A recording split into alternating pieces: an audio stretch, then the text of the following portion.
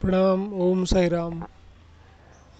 आज मैं Nagpur to Shirdi cycle यात्रा का अनुभव शेयर करने वाला हूँ। फ़र्स्ट ऑफ ऑल ये मेरी सेकंड यात्रा थी, जो कि हम नागपुर से शिरडी साइकिल से जाते हैं। मेरे जो दोस्त हैं जो पहले से यात्रा करते हैं, वो करीब 4-5 साल से वो जा रहे हैं और मेरा ये सेकंड टाइम है।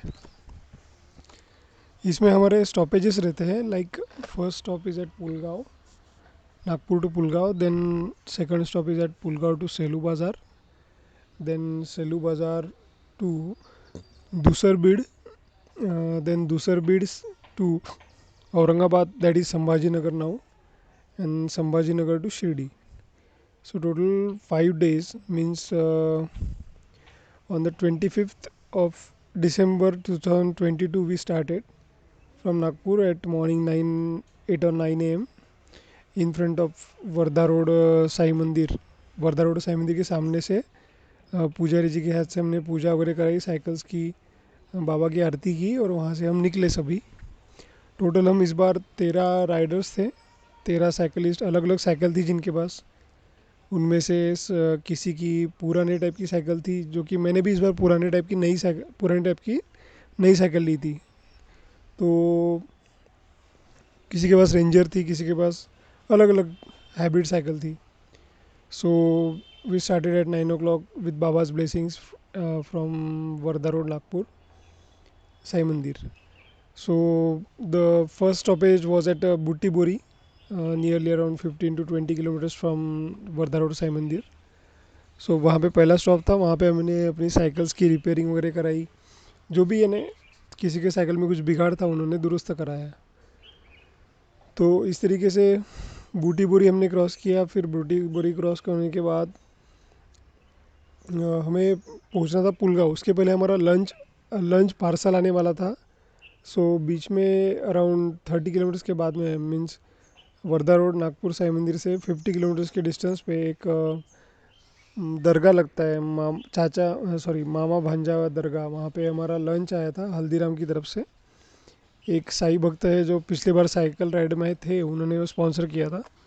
सो वहाँ पे हमने लंच लिया और बाबा की कृपा इस बार ऐसी रही कि हमें कहीं भी लंच के लिए खुद बनाना नहीं पड़ा, नहीं तो हमारे साथ शेगड़ी रहता है, गैस रहता है। इस बार बाबा ने सभी जगह लंच की भी व्यवस्था करके रखी थी। मैं आपको बता दूं कि हम 5 नाइट्स की जो हॉल्ट, नहीं नहीं, हमारा जो ये रहता है उसमें हम सुबह सुबह 6 से शाम को 6 बजे तक साइकिलिंग करते हैं। फिर जहाँ पे हम रुकते हैं, जो 5 स्टॉपेज मैंने पहले बताया आपको, वहाँ पे हमारी रहने की और खाने की व्यवस्था रहती है भक्तों की तरफ से। सो पुलगांव में हमारा जो पहला स्टॉपेज था, हमने जब लंच किया इधर अभी मामा भांजा दरगाह पे, उधर से निकलने के बाद हम शाम को 7-8 बजे के करीब पुलगांव पहुँचे।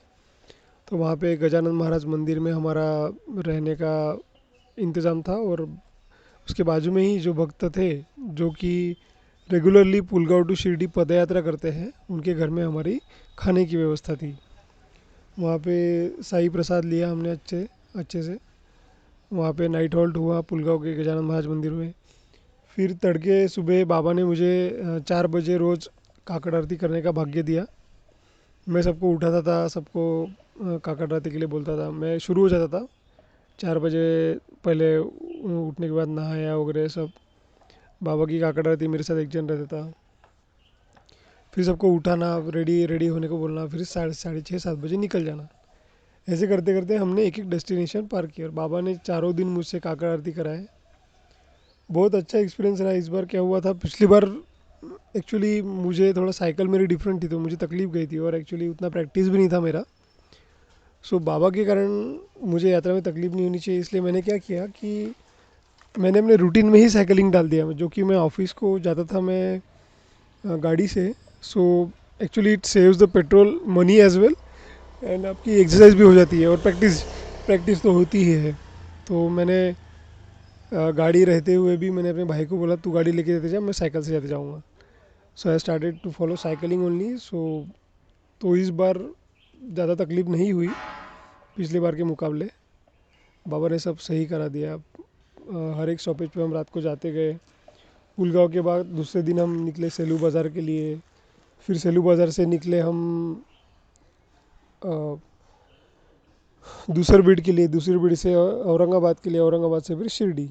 5वें दिन जब हम शिरडी पहुँचे तो उस दिन भी मैं सुबह, बाबा ने तो इतना मस्त इन्हें, मैं सुबह उठ गया था। उस दिन काकड़ आरती नहीं की, बट मुझे जल्दी मंदिर में जाना था तो हम 5 बजे ही उठ गए और हम 2-3 लड़के निकल गए वहाँ मंदिर के लिए, और बाकी सब लड़के 10 बजे हो गए। तो मैं और मेरे दोस्त लोग जो सुबह 6 बजे से गए थे, तो बाबा ने शाम की आरती तक वहाँ पे ही शिरडी की गलियों में हमें घुमाया।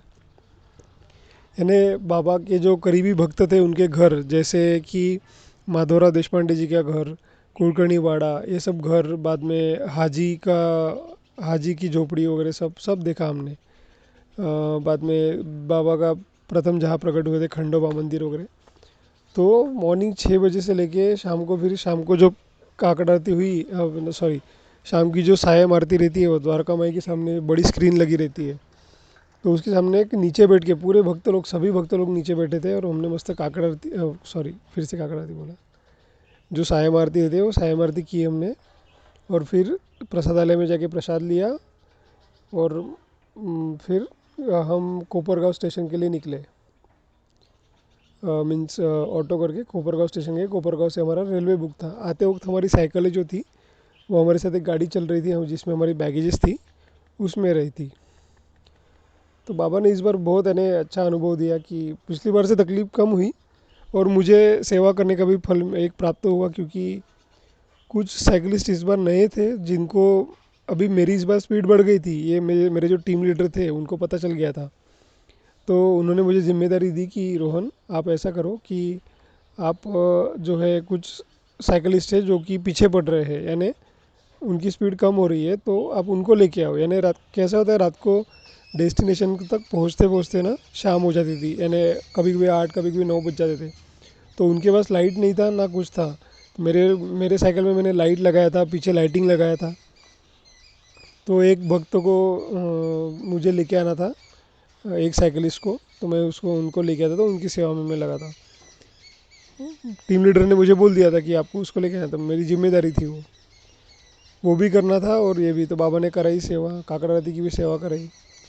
और जब शिरडी पहुँचे तो आपको बताया ही मैंने, सुबह 6 बजे से लेके शाम को 8 बजे तक शिरडी की गलियों में बाबा ने सब दिखाया। दिन भर हम दोस्त लोग मस्त खाते पीते, यानी कभी पानी पूरी खा रहे, कभी ये खा रहे, कभी वो, कभी मिठाई, कभी बाबा ने प्रसाद दिलाया। शाम का महाप्रसाद के पहले, आरती के बाद में ही हमको अच्छा प्रसाद मिला, वहाँ पे ही एक भक्त लोग बांट रहे थे वगैरह। बाबा की अनुभूति एकदम अलग ही है, यानी हम जो सोचते हैं ना, कैसा है, हम जैसे अभी सपोज़ राइड है हमारी कुछ, जैसे राइड के पहले मैं बहुत टेंशन में था कि पिछली बार मुझे बहुत डिफ़िकल्टी गई थी, तो इस बार कैसे होगा, क्या होगा, हमेशा टेंशन रहता था। बट मेरी स्पीड ऑटोमेटिकली इंक्रीज़ हो ही चुकी थी, क्योंकि मैं साल भर प्रैक्टिस में कर रहा था।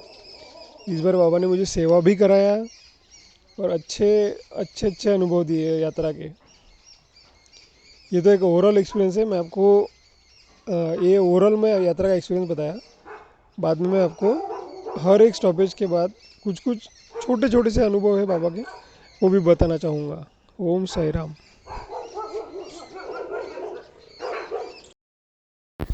अगर आप भी हमारे साथ अपना कोई अनुभव साझा करना चाहते हैं, या फिर कोई भी सवाल पूछना चाहते हैं, या कुछ भी मैसेज करना चाहते हैं, तो आप हमसे इंस्टाग्राम, ईमेल आईडी और व्हाट्सएप के थ्रू जुड़ सकते हैं। हमारी ईमेल आईडी है bandeheham@gmail.com। स्क्रीन पर ईमेल आईडी मेंशन की गई है। आप सबसे ये रिक्वेस्ट है कि काइंडली करेक्ट स्पेलिंग चेक कर लें। हमारी ईमेल आईडी में बंदे हैं हम में AA है। प्लीज़ करेक्ट स्पेलिंग पर मेल करें, वरना आप किसी और जगह भेज देंगे एंड वो हम तक नहीं पहुंच पाएगी। ऑल्सो अगर आप हमें मेल करते हैं तो विदिन 5 डेज़ आपको रिप्लाई भी दे दिया जाता है। अगर उस दौरान रिप्लाई नहीं आता है तो काइंडली करेक्ट आईडी पर वापस मेल भेजें। अगर आप व्हाट्सएप के माध्यम से जुड़ना चाहते हैं तो हमारा व्हाट्सएप नंबर है 6206008273। आप सबसे रिक्वेस्ट है कि प्लीज़ मैसेज करें, और ऑडियो भी आप भेज सकते हैं, पर कृपया कॉल ना करें। कॉल पिक नहीं की जाएगी, और ना ही कॉल पर बात करने का रिक्वेस्ट डालें। आप अपने मैसेज भेज दें, आपको हम अपने टाइम के हिसाब से रिप्लाई कर देंगे। आप चाहें तो इंस्टाग्राम के थ्रू भी हमारे साथ कनेक्ट हो सकते हैं साई चिल्ड्रन के माध्यम से, जिसका स्क्रीनशॉट्स आपकी स्क्रीन पर शो हो रहा होगा। इसके थ्रू आप इंस्टाग्राम पर जुड़कर भी अपने अनुभव, अपने क्वेश्चंस कुछ भी हों शेयर कर सकते हैं। जो भी है आप अपनी भावनाओं को ज़रूर शेयर करें। एंड बस Jai Sai Ram, stay blessed, take care. बाबा आपको बहुत सी खुशियाँ दें।